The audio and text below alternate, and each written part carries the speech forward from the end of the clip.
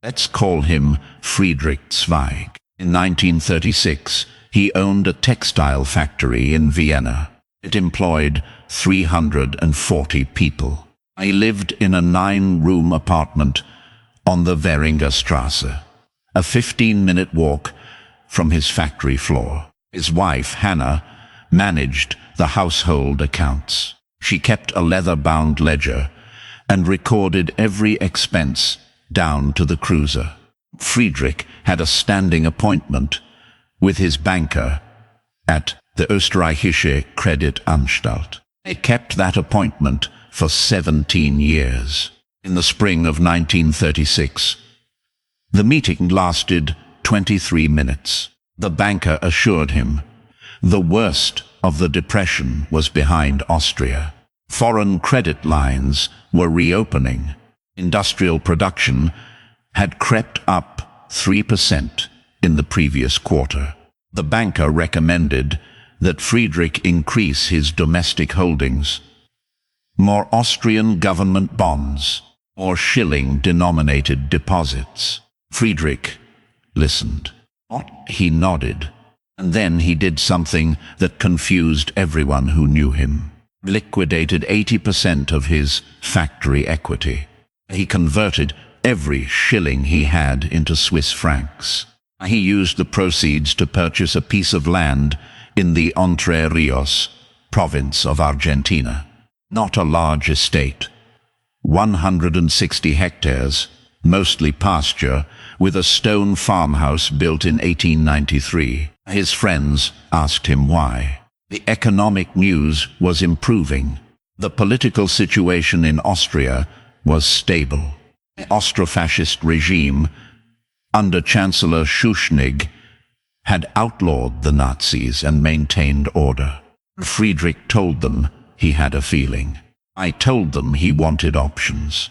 Did not tell them what he actually saw. What Friedrich Zweig saw was a balance sheet. Not his own, his country's. In 1936, Austria's national debt had reached 1.3 billion shillings. That was roughly 180% of annual government revenue. The government was borrowing just to pay the interest on past borrowing. The banking system was a single point of failure. The Credit-Anstalt had already collapsed in 1931 and been nationalized at taxpayer expense. The currency was pegged to the German Reichsmark de facto. That meant Austria's monetary policy was controlled by a government that had, 3 years earlier, defaulted on its foreign debt. Friedrich was not an economist. He was a factory owner who paid attention. He noticed that the price of imported machine parts had risen 32% in 2 years, while the official inflation rate was reported at 4%. He noticed that the local baker, a man named Joseph, had started accepting payment in German Reichsmarks. He noticed that his banker, when recommending domestic bonds, did not look him in the eye. These are the seeds of the coming collapse. Character notices them, and he dismisses them. It is wrong, because what Friedrich actually did next, the transfer of wealth into Swiss francs, the land purchase in Argentina, was not a hunch. It was a pattern that recurs across every major sovereign collapse of the 20th century. The people who leave early do not all read the same newspapers. They do not all belong to the same political party. But they read the same signals, and they move the same assets in the same sequence. By the time Friedrich Zweig stepped onto the SS Cap Arcona in Hamburg Harbor on September 17, 1937, I had completed a 5-step protocol. That protocol would be executed again by thousands of people in Cuba in 1959, in Iran in 1978, in Yugoslavia in 1990, and in Venezuela in 2012. I did not know what he was running from. and knew only what he was running toward. A system that was not yet broken. The first signal is the divergence between official prices and market prices. In 1936, Vienna, the official exchange rate was 26 shillings to $1. The black market rate, which anyone could find within an hour of asking the right person, was 34. That is a 31% premium. Economists call it the black market premium. The people who left early simply called it the truth. Friedrich saw that spread and understood that the government was lying about the value of its own currency. He did not need to know the mechanics of the lie. He needed only to recognize the gap and act. The second signal arrives in the behavior of the people who manage the system. In February 1937, Friedrich's banker, the same man who had urged him to buy Austrian bonds, quietly transferred his own personal savings to a numbered account at the Swiss Bank Corporation in Basel. Friedrich learned this from a clerk who had seen the paperwork. The banker did not resign, did not publish an article warning of collapse. He simply moved his money and continued telling clients to keep theirs in shillings. Friedrich saw the gap between the banker's words and the banker's actions. I asked for the name of the contact at Swiss Bank Corporation. The clerk gave it to him. This is how early movers operate. They do not wait for public confirmation. They watch the feet. By March 1937, Friedrich had completed step 1. Convert domestic currency to foreign. His entire liquid net worth, approximately 1.8 million shillings, was now held in Swiss francs in an account he could access from Zurich in one day. Step 2 was to acquire a portable physical asset that could not be frozen or tracked. He purchased gold bars totaling 47 kilograms from a Swiss bullion dealer named Bühler und Sie. Stored them in the vault of the same Swiss bank where his francs were held. Step 3 was the foreign foothold. The land in Entre Rios was purchased through a Uruguayan intermediary to avoid Austrian capital controls. Controls that did not yet exist. The controls arrived. They would be imposed in March 1938, weeks after the Anschluss. Friedrich's money was already unreachable. 4 is the hardest, moving the family. Hannah Zweig did not want to leave Vienna. Her mother was buried in the Zentral Friedhof. Her sister lived 2 blocks away. Her youngest son, Karl, was about to begin his final year at the University of Vienna's medical school. Friedrich told her they would come back after the situation stabilized. He told her it was temporary. This is the same lie that every early mover tells their family, because the alternative, admitting that you believe your country is dying, is too painful to speak aloud. Anna agreed to accompany him to Argentina for 6 months. She packed 4 suitcases, left behind the family silver, the grand piano, the portrait of Friedrich's father, painted in 1889. She intended to return. They boarded the Cap Arcona on September 17, 1937. The ship carried 1,200 passengers. Most were tourists. Some were emigrants. A few, like Friedrich, had already decided they would not be coming back. The crossing took 11 days. When they arrived in Buenos Aires, Friedrich was met by a contact from the Swiss bank who had arranged for the gold to be shipped separately on a commercial cargo vessel. It arrived 2 weeks later. The farm in Entre Rios had been rented to a local family. who had kept the property in good condition. Friedrich moved into the stone farmhouse. He began learning Spanish. He never returned to Vienna. March 12, 1938. German troops crossed the Austrian border. The Anschluss was completed in 48 hours without a single shot fired. Within 1 week, the Österreichische Credit-Anstalt was seized by the Reichsbank. All foreign exchange accounts held by Austrian residents were frozen. The banker who had kept his holdings in Austrian schillings, the same man who had recommended domestic bonds to Friedrich, was arrested by the Gestapo on March 19. His account balance was converted to Reichsmarks at a rate of 1 Reichsmark to 1.5 shillings. He had been worth approximately 2 million shillings on paper. In Reichsmarks, with no ability to transfer the funds out of Germany, his net worth collapsed to the equivalent of $16,000. He was released from detention in September 1938, physically intact, but financially destroyed. He died in Vienna in 1947, working as a bookkeeper for a company that had once been his client. Friedrich Zweig's descendants still own the farm in Entre Rios. The land has been passed down through 3 generations. In 23, it was valued at approximately $1.2 million. The gold bars that Friedrich purchased in 1937, 47 kilograms, are held in the same Swiss bank vault, now managed by UBS. They are worth approximately $3.2 million. Total, approximately $4.4 million.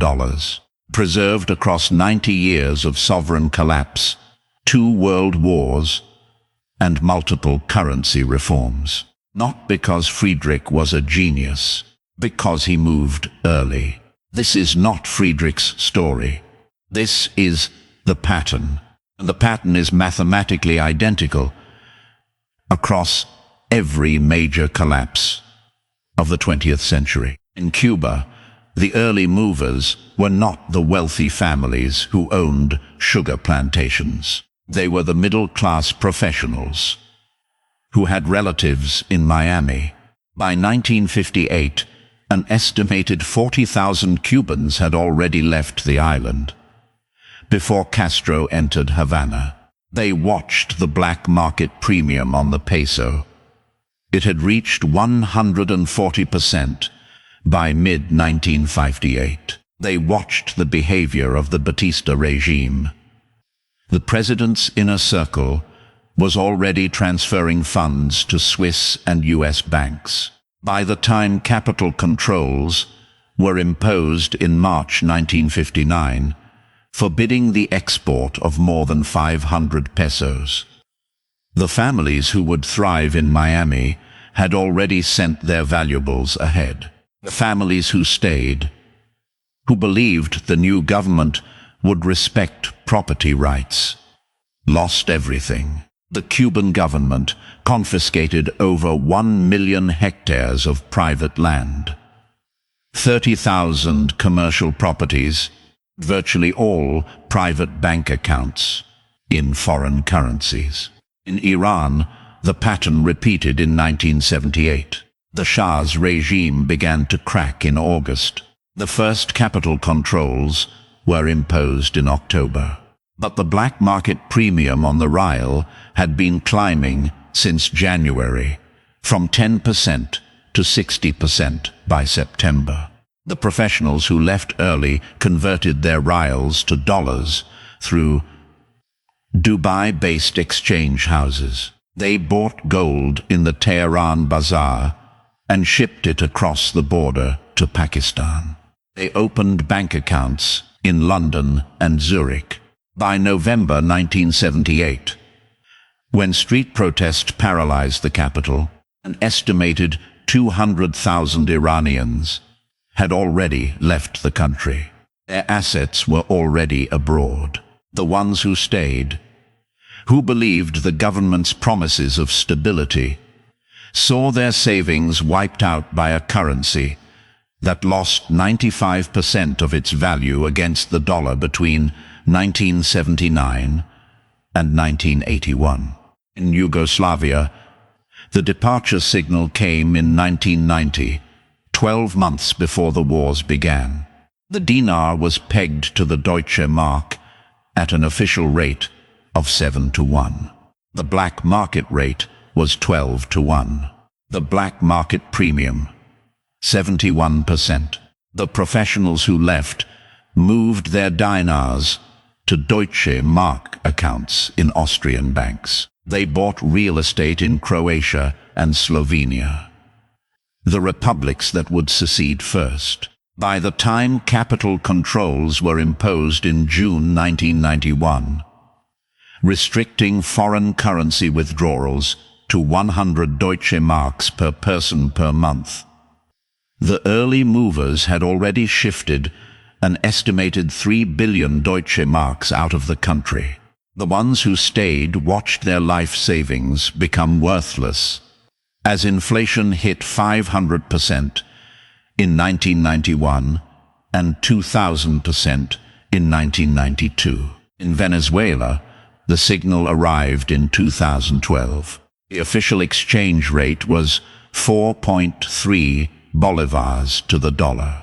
The black market rate, monitored by websites like Today, had reached 24 bolivars. That is a premium of 458%. The professionals who left early were not the super rich. They were the engineers, doctors, and IT workers who had marketable skills abroad.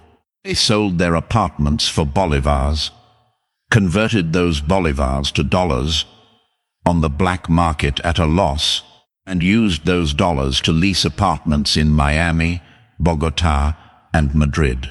By 2015, an estimated 1.5 million Venezuelans had left the country. The ones who stayed, who believed the government's price controls and currency controls would eventually stabilize, saw the value of their savings fall from $100,000 in 2012 to less than $1,000 in 2018. The black market premium today, 700%. The capital controls are irrelevant because the currency has no use. Add to this the case of Zimbabwe in the late 2000s. The official exchange rate was pegged at $1 to a few hundred Zimbabwean dollars. The black market rate reached tens of thousands. By 2008, inflation hit 79.6 billion%. Early movers, mostly white farmers and urban professionals, had already converted to US dollars, bought gold, and moved to South Africa or the UK. Those who stayed watched their savings evaporate. The same 5-step protocol played out in slow motion over 4 years. These cases share a documented sequence. Step 1. Convert domestic currency to foreign. This happens while the official exchange rate is still functional. In every case, the conversion occurs at least 6 months before capital controls are imposed.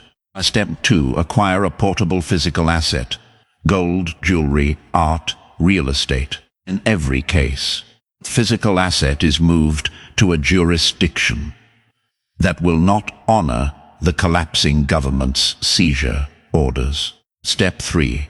Establish a foreign foothold, a bank account, a property lease, a business license. This happens while the foreign country still welcomes the arrival. Step 4. Move the family. This is the bottleneck. In every case, the primary reason people did not leave was that their spouse or children refused. Step 5. Liquidate remaining domestic assets, usually at a steep discount, but at a price that still preserves something. Those who completed all 5 steps in all 5 collapses preserved between 40 and 100% of their pre-collapse net worth. Those who completed fewer than 3 steps preserved less than 10%. The question is not whether the signals exist. They owe. The black market premium, the behavior of insiders, the gap between official rhetoric and observable reality. These are not secrets. They are public data points that anyone can read. The question is why the majority refuses to read them.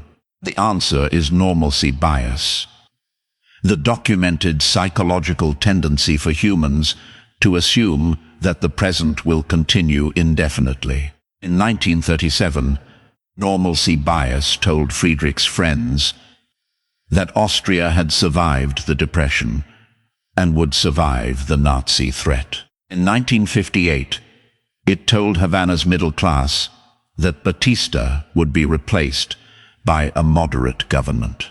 In 1978, it told Tehran's professionals that the Shah's military would restore order.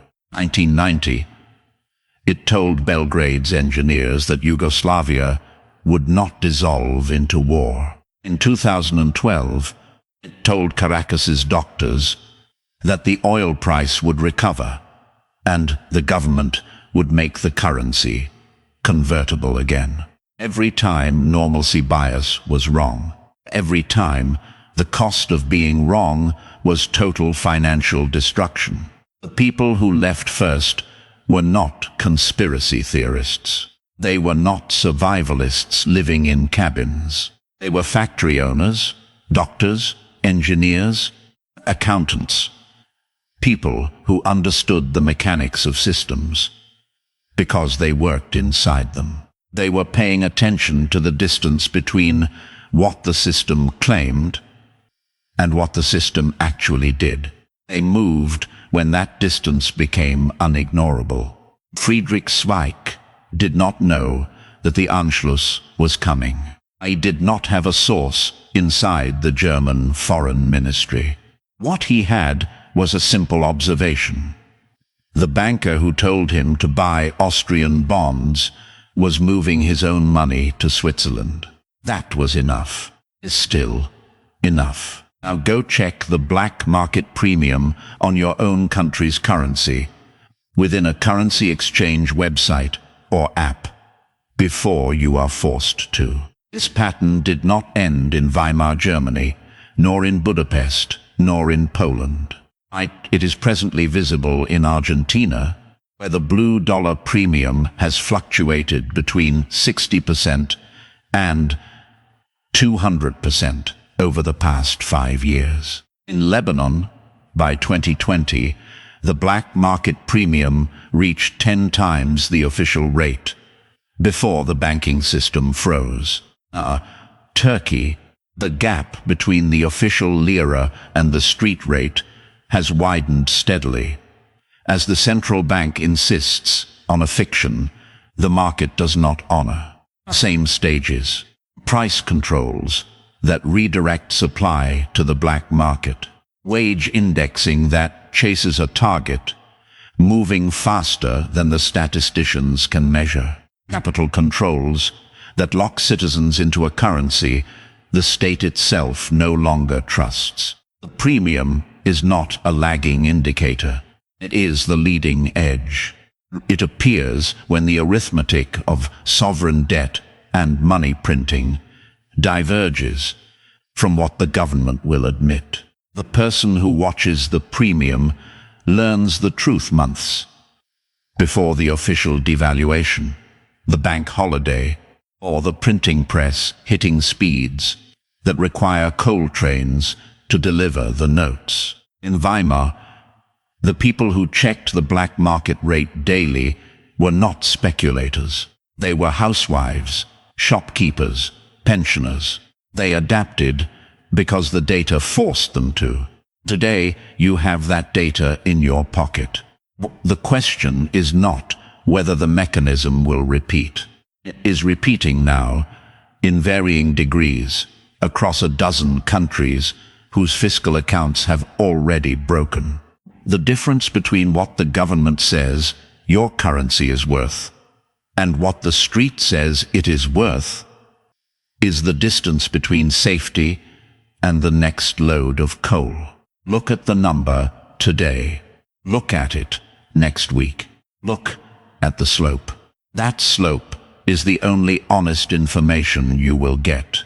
Now go check the black market premium on your own country's currency before you are forced to. That black market premium is not a random number. It is the single most transparent vote of confidence or distrust in your currency. Central banks can suppress official rates with capital controls, with propaganda, with arrests. They cannot suppress the street. When the gap between official and real exceeds 50%, the system is already deciding who will absorb the loss. The official rate will eventually move. The question is whether you will be holding the bag when it does. The pattern is mathematical. The outcome is structural. The only variable is whether you act while the numbers are still readable. Now go, convert a small portion of your savings into something the street still trusts before you are forced to.